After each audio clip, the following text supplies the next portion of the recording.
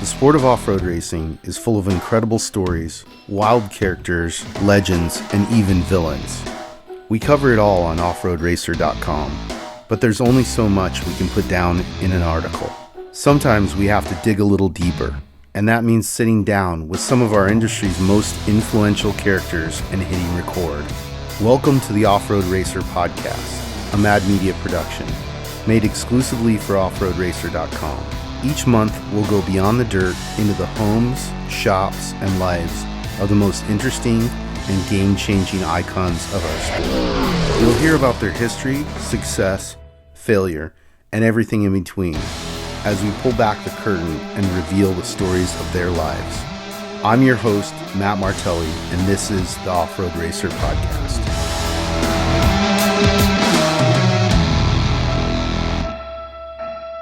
Well, I'm Matt Martelli. I got my brother from another mother here with me, Jim Beaver, and we're probably related at this point. I should just call you my long lost brother. You guys go way back. I mean, I've known BJ a decade, but you guys go back way further than that. 2006? Yeah. This is the Off-Road Racer podcast with the Jim Beaver Show combined. We're at SEMA. We're doing that more often than not lately, it seems like. It's fun. We're at SEMA. We're at the Rigid booth, so it's going to be good. Hell yeah. This is dope. This is my first day of the week at SEMA, and I'm already seeing some awesome builds. There is some really cool stuff here. Yeah. But mixed in with the really cool stuff is some really bizarre stuff, right? Yeah. And it's this weird mix of like really cool stuff and totally disco stuff. I'm like, what were you thinking? I saw a Roadster, like, one of those, like, not like a rat rod. It had like dope paint on it. It had a small block Chevy. Right. With the headers coming out. And then it had a velocity stack, like dual quads. And then it had a big 671 blower on top of it. And then it looked like it had two more velocity stacks. And then the air cleaner, I swear that the entire engine package was like 5.5 feet tall. But I appreciate people that build that stuff because there's no reason at all. That's what makes it cool. Yeah, that does make it cool, but the practicality of it, see in my mind, I'm like, man, that's got to be a lot of effort to drive that thing. But I mean, but it's sexy. It really looks cool. And I think we have to offset the EV cars by building all that stuff, right? That's a story for another day. But you haven't done a build in a while. Like there for a while, you had some stuff cranking. I mean, I feel like you got to have something up your sleeve pretty soon, like some new crazy build or something. I have a motor on the shelf that I wanted to put. What I wanted to do with this motor, it's a 618 big block, came out of one of my old sand cars. On pump gas, it makes a little over 1,000, maybe 1050 or something like that, a bunch of torque. I wanted to do a coupe, like an old Nova or something like that, looks like crap. One headlight busted out. Sleeper car. Yeah, different color paint on every corner, mostly primer, with good suspension, like a good, 4-link in back, and have the interior be like super rad. That's what I want to do with that engine package, and just have like something that's stripes the road. Some 9-second car if you put it on slicks. Yeah. I think the world needs you to have that. Yeah. Terrorizing Las Vegas. Yes, exactly. Let's go ahead and prepay the fines. Right? Yeah, exactly. Yeah, his city will get this check in the mail. What is that? Just earmark it for future use. Yeah. Well, I'm going to go ahead and spill the beans. So I've been pulled over multiple times with BJ, and fortunately, he has a lot of friends in the police force. So I remember getting pulled over, and we're doing well over 100 miles an hour. 10 over. Yeah. And we get pulled over. I'm like, okay. I guess I get to drive because you're going to jail, right? And the officer leans in and goes, "Oh, hey, BJ. All right, yeah. Hey, slow it down. Have a good one." And I was like, I don't know what just happened, but that was rad. School zones, I'm 14 miles an hour. I'm always like super, super slow, try to set the example for all these hot rodders. I'm very, very careful in school zones. Sure. But outside of that, I haven't followed a traffic law since 1996. I actually do have a ticket for a 17 and a 15 in a school zone. Really? It literally, and it wasn't a warning, literally wrote me a ticket for 17 and a 15. I was like, man, really? Like, really? Yeah. That happens. That happens out here.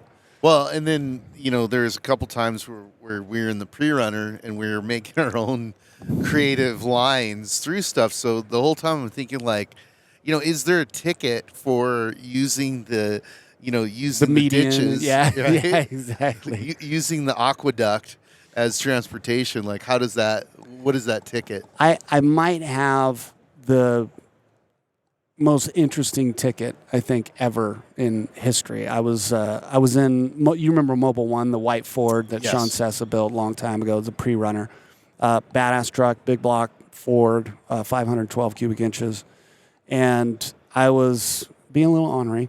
I was getting on. I was exiting Russell, getting on the freeway. I was all by myself, and I think it was like 7 or 8 in the morning, but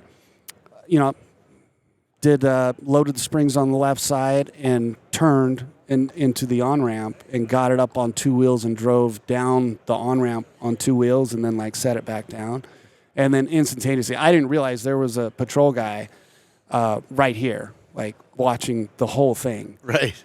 And, it's very controlled, just like this, and then driving down the on-ramp for probably, 8 or 10 seconds, and then set it down and started going, and I immediately got lit up. You should have seen the look on his face. It was priceless. He came up and he was like, what are you doing? What are you doing? And how did you do that? He ended up writing me a ticket. I think it reads it was obviously reckless driving. I wasn't speeding, but it was reckless driving. Left or driver's side tires go up in the air and proceeded to enter the freeway, and it had all this, six paragraphs, 7 paragraphs of stuff. I still have it. It's mounted up in the shop. It's actually pretty cool. That, just for all of our police friends that don't know what the term is, that's called bicycling. Right? Yeah, that's bicycling. So you could just write that on there. Right? BJ was riding a bike in a 7,000-pound truck. No, that's funny. I mean, we've obviously had a lot of good times together, and it's always fun because part of being an off-roader is looking at everything differently and going like, okay, that's a jump and that's a line, and and all that stuff. Just like skateboarders look at cities, right? Mm-hmm. And you've done a lot of that in your videos. Yeah, that's I got credit where credit's due. And we were talking about it when we did the General Tire commercial a long time ago. Yeah, we wanted to, and you filmed the first Gymkhana. You brought it to me to show it before it was ever aired, right? Yeah. And you're like, you got to see this. This is crazy. This guy is saying, I'm going to slide the car sideways at 130 miles an hour or something like that. And you were like, you're going to die. You're not even in a race car. It wasn't even a race car. It was just a car with big turbos and a wing on it. One of the funniest things is the car builder goes, yeah, we're caging it. And this is before when I wouldn't pay attention to those details. And I thought, oh, this guy who's building the car for us is Quirt Crawford. And he's he's an engine guy. He's not a car builder, right? Yeah. And so, for our listeners, we have subject matter experts in powertrain, drivetrain, chassis, everything. Suspension. Yes. Yeah. It's not one guy builds the whole car. No. No. And so, guy might know a little bit about the other, but they're specialists. Yeah. So day of the shoot, right? I look inside the car, and all it has is a bar across the top to keep the cage or for the whole car from bending. Yeah. Because the amount of horsepower, I'm like, oh, that's not good. Yeah. Right? So yeah, it was one of those ones I just remember looking at Ken and I'm like, okay, I'm not sure what's gonna happen, so don't hit any of those lips because that'll likely send you into a barrel roll and you'll die. Oh yeah, 100%. It was like, am I making a video for a viral video for the internet, or am I making a video for Leaky Gore? Yeah, that's right. He's gonna be on Faces Death. No, obviously you would never do that, but yeah, it was. You just aged us, by the way. The whole Faces of Death. That was a long time. I literally, it triggered me, and I'm like, gosh, I remember going to the video store when I was in high school, and they had the Faces of Death, and you're like, oh, God. Talk about stress inoculation. Like, you just aged us, buddy. The three of us, all the younger listeners at home are like, Ages of Death. They're Googling. We're like, yeah, another era, man. It's like watching UFC 1 on VHS, and you go rent it at the store, It was like... He and you working with him and this idea, getting some type of magnetism to the general public Yeah. to motorsports. Like everybody that's a motorhead, we're all involved in motorsports. We love motorsports. We think it's awesome. But like I was saying over there, we want the single mother of 3 in Delaware that drives a Toyota Corolla that's a computer programmer to know who we are and think that it's cool. Yeah. Because, you know, we want to build our audience as much as we can and have successful motorsports career and in whatever field that we're in, to have additional marketing partners that are fans of the sport as well and very passionate about it. So, yeah, that was an awesome video, and you did really, really good job with that. And that ended up bleeding over into the General Tire commercial that we did, which was everybody went bananas over that. They loved it. You know, one of the most gratifying things for me when we make a piece of content is to see people's reaction. And in that General Tire commercial, I remember I was in a bar in Tennessee, and you know, in bars half the time they have the music or the audio down, right? Mm-hmm. And you know, the bunch of dudes from Tennessee and they're rednecks, right? And redneck bar. Yeah. And that commercial comes down, they all look up and they're like, holy shit. Yeah. You know what I mean? Right? And I knew, I was like, that's what I wanted, right? Yeah. And I didn't need them to know that I did the commercial. Yeah. I just needed to know that piece of content that we created made people feel something, right? It made them stop and think and ask a question. And that was the whole point of it. You know, is showing what, you know, how the dynamics of a trophy truck, the right driver in the right environment, what it could do. Mm-hmm. And that was just like a little nugget of like, here you go. Yeah. Right. And you know, in your videos you've done have given people a lot more, you know, especially the jumps. You know, what's funny to me now is to see some people do other videos and they're not jumping as high. Yeah. And I'm like, hey, didn't you see BJ's video? Yeah. You have to do at least that, right? Yeah. And I'm assuming they're scared. I 100%. Well, I think it's combination, because I remember when Bryce jumped, right? Uh-huh. And I was upset with Bryce and his dad because they were having issues with the takeoff. Uh-huh. And I'm like, you should have called me, because we know that, right? And we're very pragmatic about the safety of the drivers and how the vehicle suspension's going to unload. You know, that's very important, because it's going to change how the vehicle flies and then consequently how the vehicle lands. Mm-hmm. We have a lot of suspension. If you land correctly, you're going to be fine. Yeah. But if the, you know, in Bryce's case, the truck rotated forward and he landed on the front left corner, I believe. Well, it was a short course truck too, and they don't have near the wheel travel to desert stuff. Well, I don't think that's a thing. Not to interject, but so I mess with firearms. Obviously, everybody knows that. A 5.56 round is X amount of weight, right? You have, let's take this vape for example, right? If you throw this, it's not going to penetrate the atmosphere as well as this because of the mass. So doing a world record jump should be done with a 7.62 round as opposed to a 5.56. Yeah. That thing, what do they weigh, like 4,300? Yeah, they're light. They're very light. They're very fast, but in the air, being able to penetrate the atmosphere and have more length in flying through the air and have it less resistance. Because, I mean, I don't know how it was in his truck. I haven't specifically talked to him about that. Yeah. But my truck, like, slows down a lot when it's in the air for more than 2 seconds. Yeah. It's like... Feels like slow motion, right? Yeah. Oh, I'm up there for 15 minutes. It's terrifying. Yeah. Like, back to what you were saying about these, you know, these guys might have some concern for what they're about to do. Like, don't get it twisted. I jumped over a train a year ago. That was not fun for me. Yeah. That was terrifying. Yeah. That was terrifying. And all the big jumps that I've done in the past and all the recoil videos, those were very, very scary. I was not looking forward to That's not stuff you go out and, like, on a weekend and be like, oh, BJ's going to go out and have fun. We're going to jump over a train. Like, racing against your dad is something that 90% of the racers in the world will never get. I've accomplished everything I wanted to do, and now he's just like taking the reins. I want to be remembered for being a huge part of short course, not just racing, keeping it alive, helping it grow. If it comes down to the last weekend and I'm in it, the boys better watch out. No, when I have fun, they're about half that big. Yeah. You know. Yeah, no, totally. And that's the thing too that I think that people are missing is like, sure, like you want to have big stunts, but it's also style, right? It goes back to like, you know, skateboarding videos, and what we learned doing those is like, why would, you know, a Stevie Williams part do better than, you know, a part from Andy McDonald, right?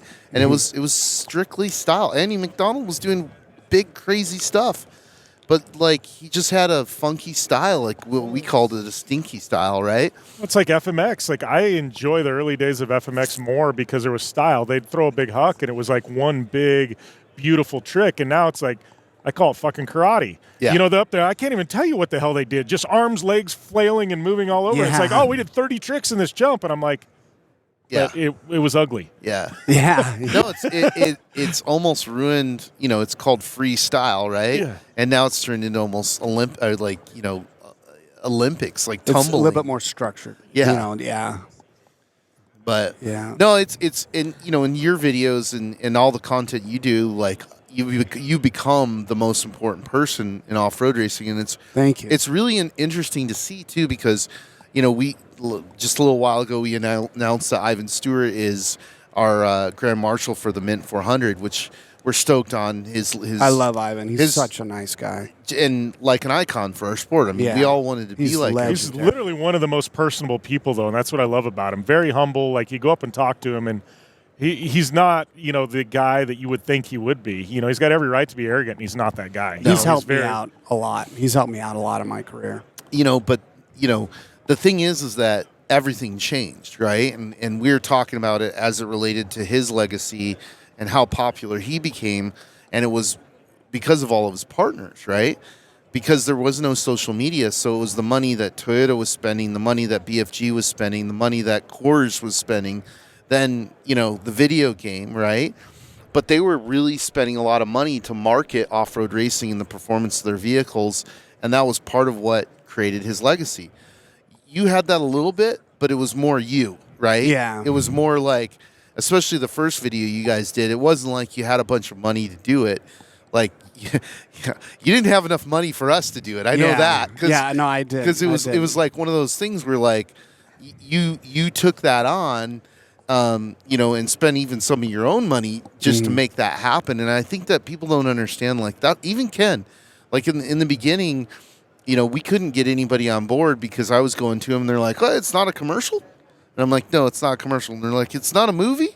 I'm like, no, it's not a movie. What is this thing? Yeah. Right? And There's still some of that, though. I just had a conversation with a company this week, and it was about my plans next year, and I'm not racing. It's just all content. Yeah. And they looked at me, and they're like, you're not racing? I go, no. And they're like, we're not interested. And I was looking, but you look at the company, and they're an old school, very, like, they don't get it. You know, it's like content marketing. No, we want to have our logo on a race car. And how many people are going to watch it on TV? You know? Yeah. Yeah, 100%. yeah, it's interesting. I mean, especially when you can see the success, right? And this is what I don't understand is like all they have to do is copy you, right? Yeah. And Copy paste. they'll get at least a percentage of the success that you've had. Yes. Yet people don't do it. Now, I don't know if that's because they're lazy, they don't understand it, you know, maybe they don't have the right partners, but like, this is the quote from the other podcast, I need 100 BJs, right? It's true, you know, and it's funny because we've learned a lot of things by measuring our social media via Hookit. And a few years back, we you know, measured the Mint against the Long Beach Grand Prix, which I'm like, yeah, we're going to be a fraction of that. Well, that wasn't true because we had been on our social media game, so our numbers were way better. And then you looked at our athletes, and they were on their social media game. And then you looked at our spectators, and they were on their social media game, right? So that cumulative number was huge comparatively, where IndyCar at the time had relied on television, right? And they're like, we're on this channel and this channel and this channel. I'm like, that's cool, but nobody's watching TV. Nobody watches TV anymore. So, you know, what would you say to people, you know, that are trying to come up, you know? What would I say? Yeah. Well, you gave me the best advice that I can't say on camera. You know exactly what I'm talking about. You know, what I've tried to do is be be very transparent in how much I love and enjoy the sport, as well as exhibit how amazing the sport is. You know, you have, you know, a couple $1 million in the development and design of all these trucks. Who knows how big that number is over the course of all of the teams, all of the years. But I think we're very, very passionate about how we put these things together, because our rule book is one page. It doesn't look like, you know, like 1,500 pages like stock car or, right. you know, any or Formula One. And so we can build whatever we want. And it's the only form of motorsport where you're dumping a bunch of development, dumping a bunch of blood, sweat, and tears, dump of funding, a bunch of funding, and the vehicle doesn't accelerate well, slow down very well, and it doesn't like to change direction. Right. Like that, and that's supposed to be a performance vehicle. So it's hard to translate why they're so amazing, especially since the only way to really view it on a race is from helicopter footage. So helicopter footage, you know, makes everything look small. Yeah. And the best way to explain it, like the best performing off-road vehicle that you can go to a showroom floor and buy is probably a T-Rex or a Raptor Yeah. R. I would say a Raptor R is probably a little bit better. I have a T-Rex right now, and it's fantastic. But I would say they've got more time in that Raptor to develop it to do what the consumer would like it to do. They Sure. want to feel like they're kind of in a trophy truck, Yeah. right? It's almost like a trophy truck. So I commend Ford in designing that and producing that vehicle, because they've done a great job with that and a great job at getting that attention. But back to what I was saying, as it relates to our vehicles, the best way for me to explain why they or how they do things so well, because 1,000 horsepower, right? My T-Rex outside will smoke my race truck in a drag race. I've done it before. It will kill it. If you take a Raptor down my test track, I know we've talked about this before, it's about a mile long, it's all really big bumps. As fast as you could possibly get it to go is probably 26 or 27 miles an hour. Yeah. And I go through there at 118. Yeah. If you entered those bumps in a Raptor at that speed, it would explode. Yeah. You know, so they're very, very special because of the dynamic. They have a fifth dimension as it relates to how they perform that no other race car has. You know, that's why I love it so much. We only get to see the same corner, even in a lap race. We see the same corner maybe 3 or 4 times, where in road racing, you're going to see that turn 3 70 times, you know, so we have to do everything right. It's more demanding, in my opinion, than any other form of racing. I haven't been in an Indy car. I don't fit in it.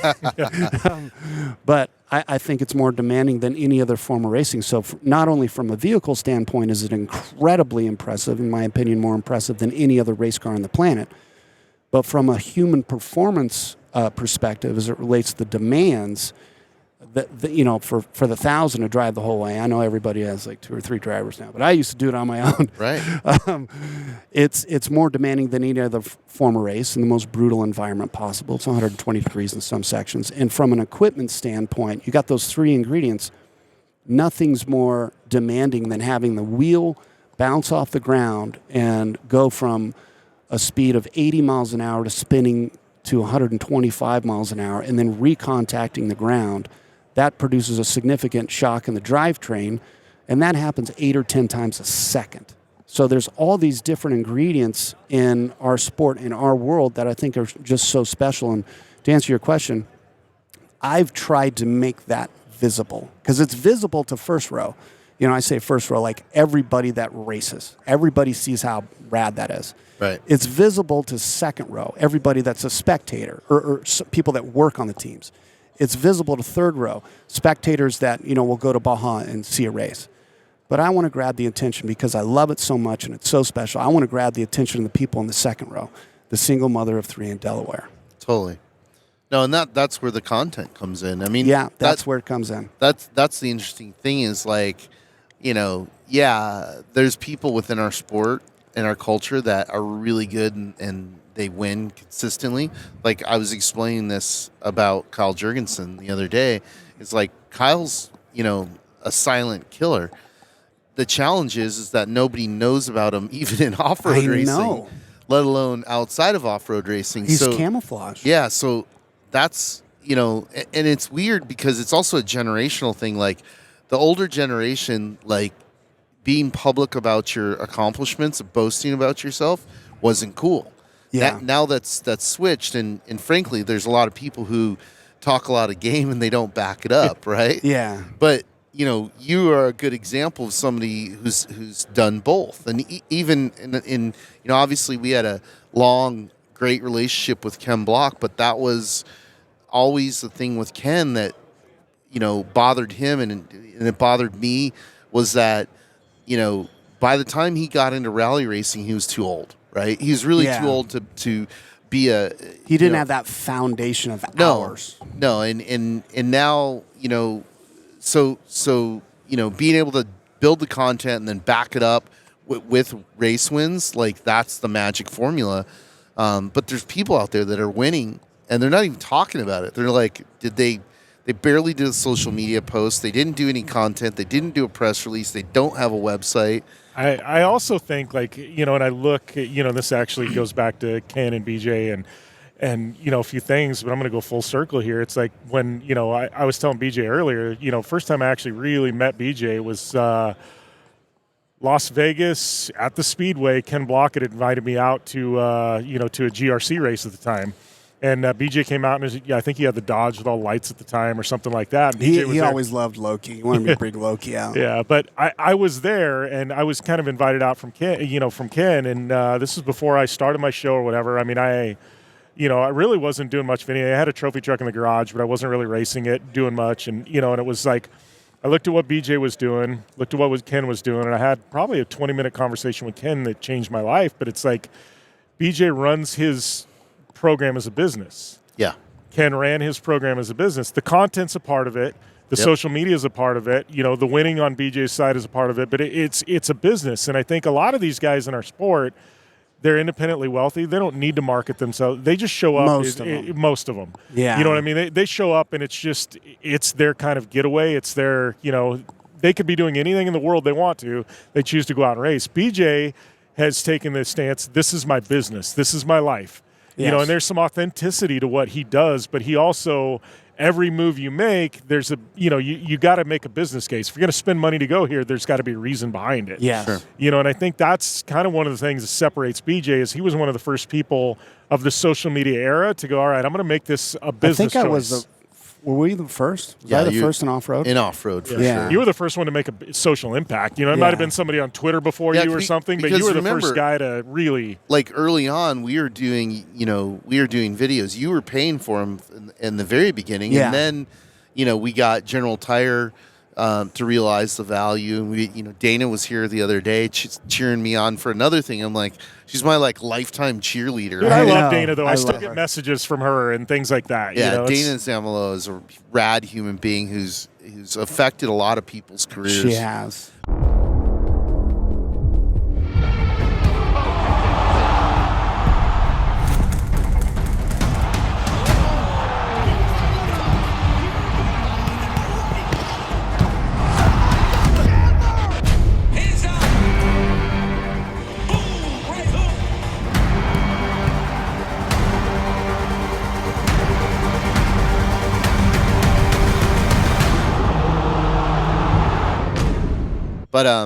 But yeah, that was the thing is I was like, look, we gotta, it's cool you're doing well, but if we don't tell people what you're doing, nobody's gonna care. And we went through that same process with Ken and with Rally. And what a lot of people don't know is that, Jim Connor was born from the idea that we are trying to promote Rally, right?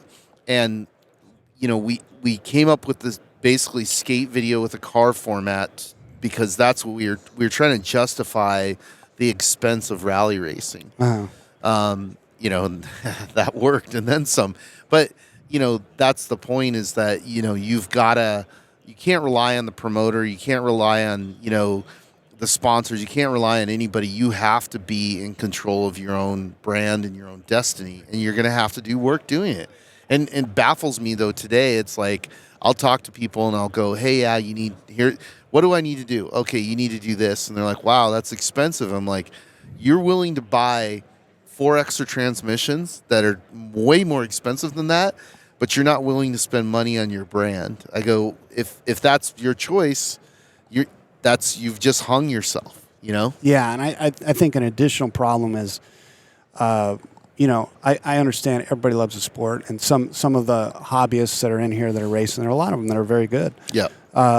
You know, they don't realize that there's a certain amount of value to the neighborhood. You know, so some of them will put, you know, branding on their truck and do a little bit, very little work in marketing and give this company a lot of exposure just so they look like us. Yep. You know, just so they look like you and and it hurts me. the process. It hurts us so much. Yeah. You know, there's a tremendous amount of value in there. Put the effort into, you know, saying, hey, I'm going to do X for you for Y. If I was independently wealthy off of another business, you know, I would still race a trophy truck, but it would be all black. Yeah.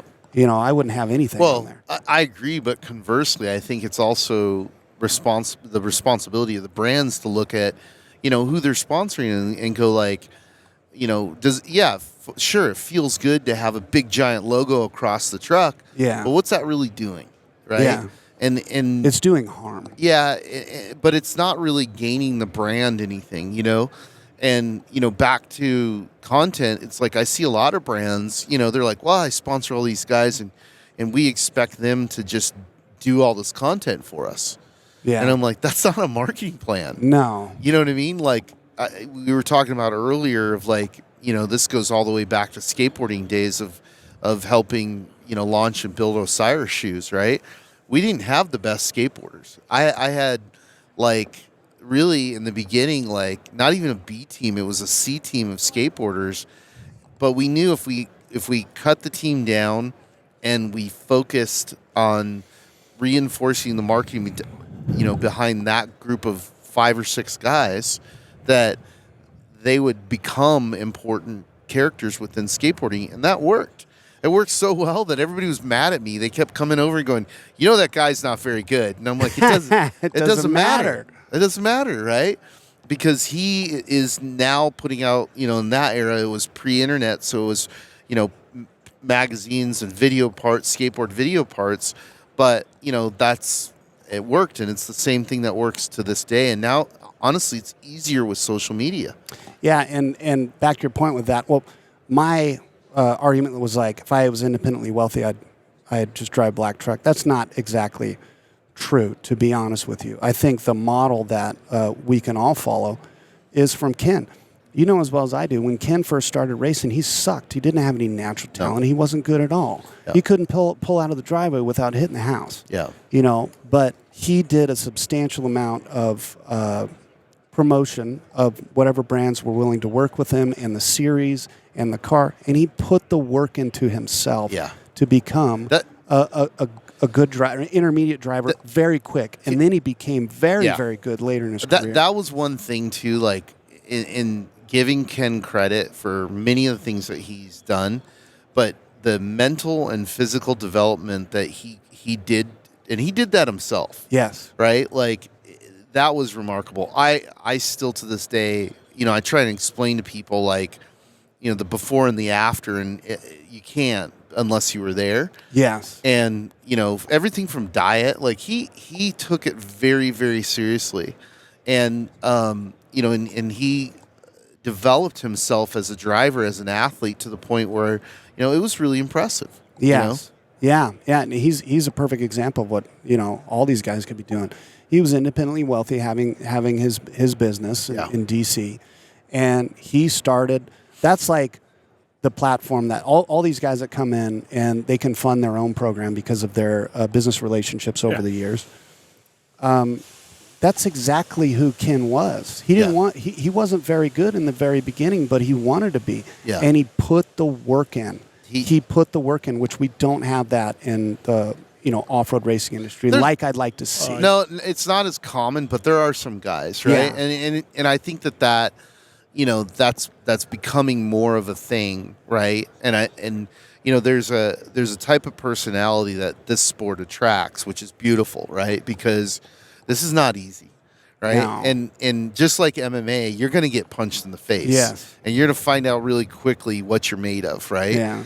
And you see it when these guys come in and they expect to have immediate victories, and they spend 2 years getting it handed to them, and they're still here. They're still fighting for it. Like I'll pick on Kevin Thompson, right? Like Kevin Thompson's a good racer, right? Mm-hmm. He's an excellent racer. He hasn't gotten the victories yet that he deserves because of a whole bunch of reasons, but he will. And he's like one of those guys who's like, he's going to get it, and then he's going to win a whole bunch of races, right? Yeah. Because he's willing to, work hard to improve himself, to improve his team, to improve his mind, to switch vehicle platforms, to do whatever it takes to win the big races. And I have no doubt that, the team of him and Harley Lettner are going to have some big wins. There's a lot of guys like that. I mean, we could go down across the board. You look at a guy like Adam Householder. Adam had some struggle bus years, hard. Definitely. Now he's starting to run up front, and he's put in the work. The family has, and it's like, but they're here year after year after year, and it's like, this is a sport where you've got to put in the effort. You've got to put in the sweat. There's, I don't know of anybody that's gone in right away. I mean, and just done really, really well. Maybe a guy like Nasser, didn't he do really well at Baja the first year? But it's Nasser, you know what I mean? And he's got unlimited he didn't just funds. Enter. Yeah, he's got substantial amount. But I'm just going. I don't know of anybody that's actually come in and be successful right out of the box without putting in the work. Right. Yeah, it's the Nasser thing's interesting because it was like, I didn't expect him to do that good, but he also had, the guidance of Jesse Jones and a perfectly prepped truck, right? So there were some things that he came into as an advantage. It wasn't like, somebody handed him some hunk of junk and went, good luck, dude. Well, he had so much history in motorsports and doing Dakar. Yeah. Nasser is a gangster. Yeah, he is. Like, that dude can drive really well. He's, with a little bit of work, a little bit of time in this form, he would be incredibly hard to beat. He's a very, very good driver. I like Nasser a lot. No, and it's funny. So I'm going to tell the story how we met him, and so like going back to talking about Ken. So Armin Schwartz tells me about this idea he has of this thing called Power Days, and it's going to be an exhibition in Germany. And I'm kind of like, okay, dude, whatever. Like, this is not going to be easy to pull off. And, a couple years go by, and he goes, I have a guy who's going to finance it, and we're going to make our money back on ticket sales. I'm like, I straight up told him, like, you're going to lose your ass. But if you want me to help you do that, I will help you, right? So I go around to all the trophy truck guys. I'm like, come on, we're going to do this. And, of course, everybody's like, dude, you're on glue. Like, I'm not going to load my trophy truck into a sea container and send it to Germany some race. And, I think I got 100 people that said no. But I got 4 or 5 people that said yes. And BJ was one of them. And it was funny because I was also selling it into Ken. And Ken was like, I don't know. And then from Armin's side, I'm like, we got Gigi Galley confirmed. And I'm like, Gigi Galley's going to be there. Uh-huh. And I remember sitting with Ken and showing him Gigi Galley drifting in Monaco. There's a real famous clip of him just savaging these corners, right? And, and then other stuff that Gigi always did, just showing off, opening up the door and waving at people during a race and stuff. But he goes, okay, I'm in. And I'm like, oh, we got Petter Solberg, right? And so everything started stacking up and snowballing. It became this thing of like, oh, I'm in, right? And I kept telling, Ken, like, oh, I need you to meet BJ. Like, he's somebody that, you guys could work together. And Ken's like, whatever, like, okay. You know what I mean? Right? And then we get to Germany, and what people have to understand about Ken, though, like, giving context, Ken is the most introverted human being on the planet. He's not this outgoing guy. Like, how so? What's it? Yeah. But no, like behind the scenes, like he was very introverted. So it's like, yeah, he passes stuff off, but it's like Ken, like very scientific brain. He thought things through. Like he was just, you see this big guy that was on social media. That wasn't Ken behind the scenes. No. No, so it was funny. So like, you know, we all rolled to Germany, and we're all, you know, none of us really know what we're getting into, right? And, you know, we get there and the sea crates arrive, and, you know, we're 40 minutes outside of this town that we were staying in, which was basically a castle, right? And it's beautiful. It's the border of Poland and Germany. And one of the first things that happened is we had to get the truck out of the sea crate, right? And we fire the truck up, and you know the truck had been. Remember, they'd greased it down so it wouldn't rust. Yeah, all trans fluid on it. So it's just nasty, right? And I can't remember, it was you or Johnny was in the truck. I think it was you. You were in the truck backing it out. Yeah, because Johnny and I were standing in the back, and about 1,000 people came out of the forest, and we're like, oh, we're getting into a fight. Like we thought we were getting mugged or something. I remember that. And and BJ's oblivious because he's backing the truck out. And what I realized at that moment is if you didn't grow up in North America, you'd never heard of V8.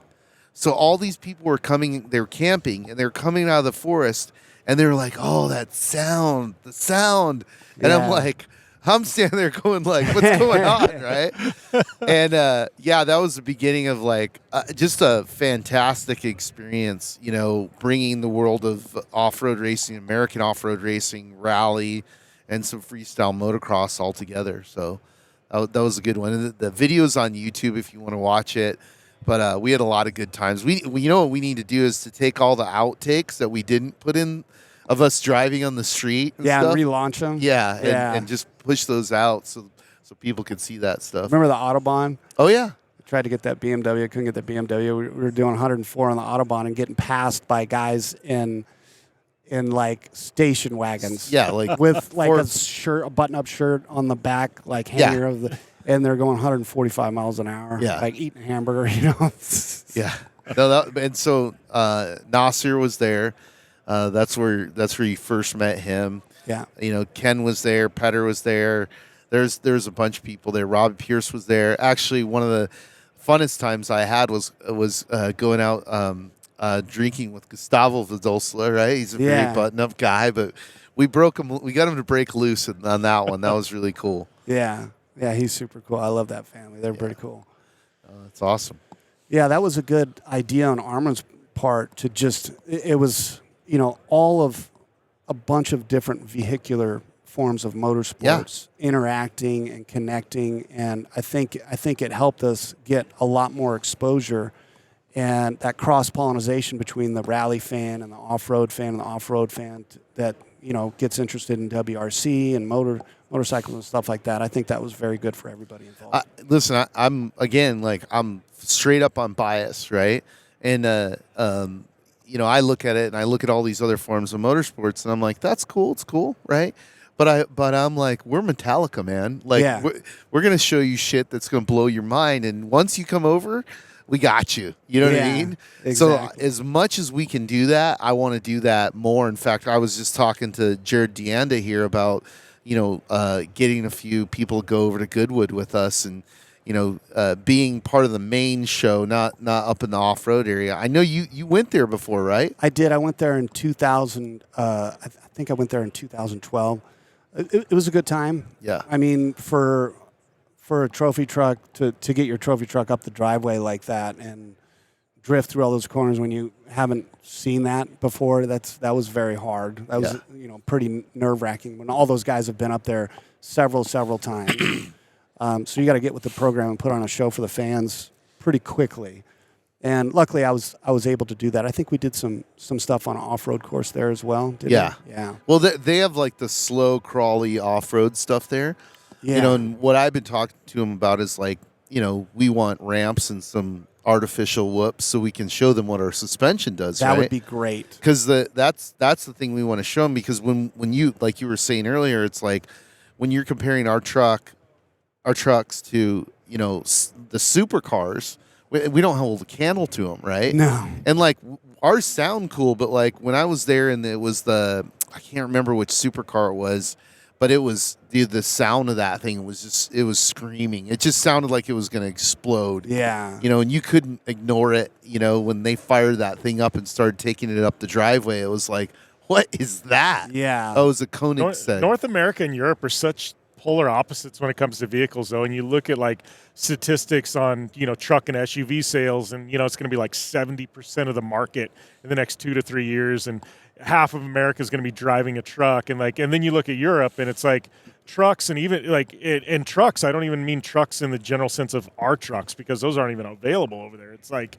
it's just different demographics. Sure. Like, they're all about cars and performance cars. Trucks and the stuff we do over here, it's foreign to them, literally. Yeah. But I think that's what makes it so special. It's like, the whole EV thing. Like, everybody's like, well, aren't you afraid that that's going to wipe out off-road racing and blah, blah? And I'm like, no, actually, I think that, there could be an evolution in the future where that's one of the only places where combustion engines are allowed, right? And that makes it that much more special, right? Off-road and NHRA. Yeah, that's fine with me. You know what I mean? Like, so, I think that the future, there's a lot to be figured out, and as we're learning now that there's a lot of stuff coming out that maybe batteries aren't the best option for the planet and everything else. Yeah, I was joking around about that. They wanted me to like go up and talk at Nitro Rallycross. I'm like, dude, you don't want that for me. You don't want that for me.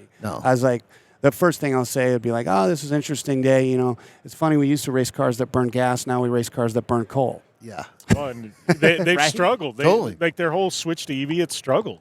Yeah. The manufacturers aren't really involved anymore. It's like, it's just weird. Like, and I used to love rallycross. Oh. I mean, you hear those cars things were screaming, so badass. 700 horsepower and just popping at the start line, and now Spitting it's like fire. it's silent. Yeah.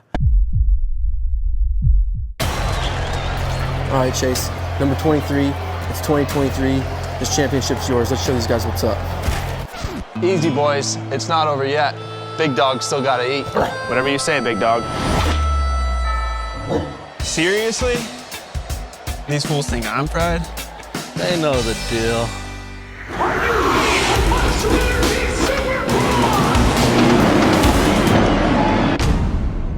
I'm like, Yeah, you've seen it. We've all seen it, right? You've been there live. Yeah. Everybody has, right?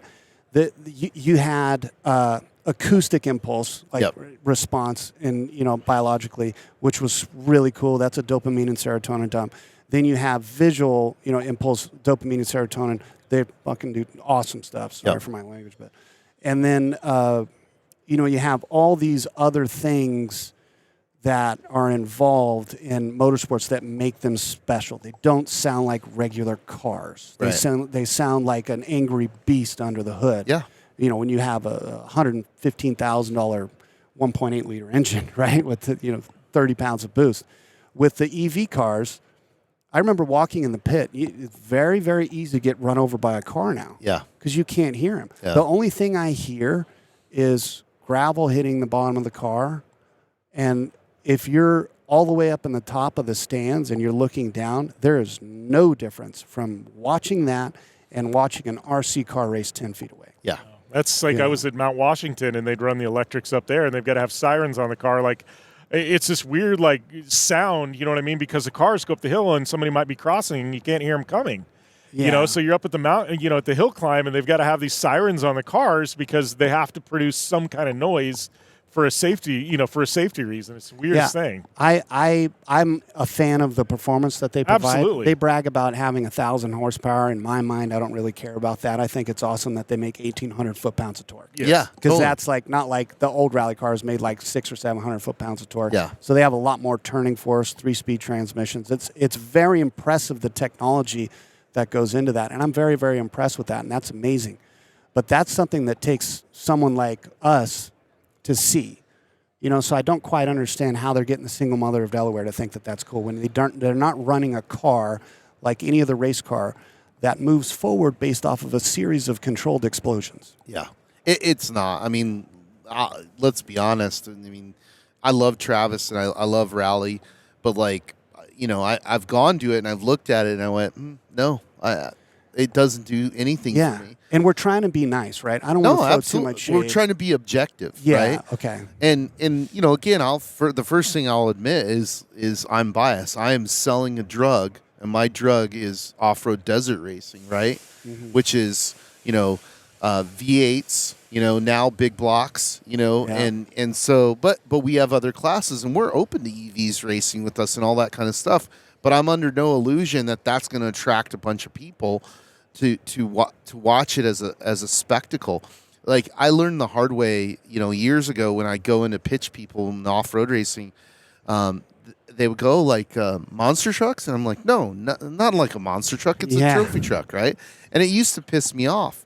But after a while, I'm like, you know what? Yeah, it's like a monster truck, because it is, right? And if that's the reference point that you're working against, like, what is the conversation you're having about an electric car, right? It's not. Yeah. There's nothing cool about it. Like, you're pointing out to the point of. I love that you're unfiltered, because I got my filter on. Hardcore for the camera. No, absolutely not. I mean, I want to talk in truths. It's like you said. I think it's important to be objective and to look at the values of electric vehicles and go, okay, torque, lots of different things. And two, off-road racing is an open platform. I don't care if you have an electric engine, you have an ammonia-based engine, diesel, you burn wood for all I care, and come and prove that technology in off-road racing. Prove its value. Maybe it's not the thing that wins the overall. Maybe it's something else. But that's the whole point of what we're doing is we've created a platform for you to come and prove your technology. But I'm also not going to be like, I'm not going to pretend that like that's going to change the world, in terms of getting people involved. It's the opposite. I mean, to your point, a couple of years ago with the rally cars, they were radical. Like, I remember. Wow, it was awesome. Yeah, I remember bringing people to those events. They raced at the parking lot here across the street from SEMA at one point, and it was, standing room only. Yeah, and so I'm a rally fan. I'm the guy who did the film to bring everybody into rally, right? Yeah. Like, it doesn't get more rally fan than me, right? So, but I think there's just realities to what works and what doesn't work. Yeah, 100%. It is a challenge that they're going to have to overcome if they want to continue, racing battery-powered cars. And like I said, the performance is amazing. It's amazing. I've driven the Tesla. Have you driven like a Plaid? Have you driven a Plaid? Yeah, they're crazy. Yeah, they're well, I don't know that I can say that, because to be honest with you, I was not that impressed. Really? It moves. Yeah. It moves, but it doesn't, the vehicle itself, you don't really realize this. Maybe you guys can relate to this. It doesn't have its claws in you. It was too like comfortable. I feel that way about performance cars in general, though, and it's like, it's just because you can doesn't mean you should. It's like even the move away from stick shifts. Yeah. Like, if I have, if it's like right now I'm looking at like old Lambos, like Gallardos and stuff like that still have the stick. I don't want paddle shifters. Yeah. I want something with a stick shift. It's like I want to feel it. I want to be a part of the car. I feel like with electrics, you're not that way. Like, it's even, talking about NHRA, and anybody that's been there, like, I've been in the water box for a top fuel thing and 5 feet behind a top fuel car. Yeah. Your eyes are burning. Your lungs are burning. And when that thing hits, it's like somebody punches you in the chest. It's Godzilla. Yeah. And then you're pelted with like hot rubber, and I'm like, you can't get that with an electric. Yeah. The speed may be the same, but the feeling I get from being there isn't the same. Well, I remember one of the most remarkable vehicles I drove as a kid that shaped who I am was a friend of mine had built this Nova, and this thing was ridiculous, right? And it was, honestly, I probably shouldn't have been driving it because it was too, horsepower wise, it was over my head. But like, you get into this thing and you fire it up and you can't talk to anybody. You know what I mean? There's no radio. You know what I mean? It's louder. It is just louder than shit, and it's shaking you. And then you start mashing gears, right? And every time you mash a gear, it's like wobbling the car, and you're like, you go through first and second, and you're like, oh, now we're going. It's not going to do that again. and then you go third, and it's like, wow, okay, and you're just like, holy shit, that is the visceral, horsepower, raw American muscle car that you want, right? Yeah, and if you could have the same car that's battery powered, and there's no effort involved. There's no There's no driver, or vehicle management by the driver involved in this platform. It might go just as fast, but it's not nearly as exciting. Yeah, I remember that was when I began understanding what traction control was, because this car had none, and it was like at any point if you were accelerating wrong, you were going to lose control of the car, right? And that was like a very eye-opening experience of like what a car was capable of, right? Because up until that point, I've driven cars where I'm like, yeah, you can mash it, shift, you're going, and this was like, no. You better know what you're doing and where you're at, or otherwise you're going full spin, and you don't know where you're going to end up. Yeah, Corvettes were like the pinnacle, of American performance back then. I actually, funny you mentioned that. I had a guy that had a Nova as well. It was teal green or something like that. Didn't particularly like the color, but it was the same thing. It just striped the road. It was like no match for a Ferrari or a Corvette, back in the day when I was younger. And, a Corvette, you hit the gas, you open the butterflies, the thing would lay rubber for like 20 feet, shift in a second, it's hooked up and it's leaving. And with some of the older cars that, like, I don't know what motor he had in his, but this one was a 416-inch small block, I think. And it made a bunch of power. The car weighs nothing back then. Those cars didn't weigh anything. They were like 2,900 or something like that. He had all the interior ripped out of it, and it would stripe the road for as long as you can see it, and it needed drag radials to get appropriate traction. But yeah, there's something to be said about that. If you go back to the root, like the root cause of the interest in the sport, right, is the excitement. That's exciting. Plugging your car into the wall is, the performance you get from that. There's no effort into managing that vehicle going down the road, because we all know, like, that car doesn't even need you there. You do some kind of programming, it drives itself. Well, it's. I mean, I'm going to go all Joe Rogan on you, but it's violence, right? Yes. It's somewhere. Vehicular violence. It's somewhere, inside of our DNA. We're attracted to this. We need this, right? And for whatever reason, but like maybe it's because our genetics are on a 2,000-year lag, and our ancestors right now would have been preparing to go to war, and that's part of our DNA, and our way to reenact that is off-road racing, is by strapping ourselves in basically what is a bomb, and going, I'm going to control the explosion just long enough to go that way and this way and hang a right and a left, right? Yeah. And then hopefully this thing doesn't blow up between my legs, right? Yeah, and sometimes it does, right? Yeah. So I think that's the excitement of it, is like, you go out there and it's completely visceral, and it absorbs you to the point where, like, you're not worried about your mortgage or your kids or your email or all this kind of stuff. You just have to be pulled in and focused into that moment at what you're doing right there, and nothing else exists. So I tell people it's what I love about off-road, because I go, win or lose, when I strap into a race car and I put my helmet on, the world ceases to exist for as long as I'm in that race. You're not thinking about taxes. You're not thinking about bills. You're not thinking about, family, kids, whatever. It's like, it's an escape. And it's like some people use drugs to escape. It's because they can escape reality. And it's like, I get into a race car, in an off-road race car, and I go and race for 8 hours. For 8 hours, my mind stops. Yeah. And I'm like, that I'll chase the rest of my life, because 100%. There's not many places where you get that escape. Yeah, it turns the volume down on everything else in your life. We all got, all kinds of different things. And other people have different methods of doing that. If they're healthy, they'll have some kind of outlet. But yeah, back to your point, like, I don't think there's anything like driving a trophy truck. I don't care if it's Formula One. I don't know if it cares. I'm sure a dragster is really cool, pulling 4 Gs of acceleration. Yeah, I'm sure that's rad. That thing, That it lasts for 5 seconds. Yeah. I think that we're like 390s now. Are we going in the threes yet, or is that flat 4? Well, it's when I had Antron Brown and Steve Torrance come race the Mint with me in the Star Car program, they laughed because they both did a lap at the Mint, and they got out and they go, well, I raced longer in one day than I have in my entire career. Yeah. Yeah. You know, and I would start thinking about it. I'm like, yeah, probably right. Yeah. No, that's absolutely true.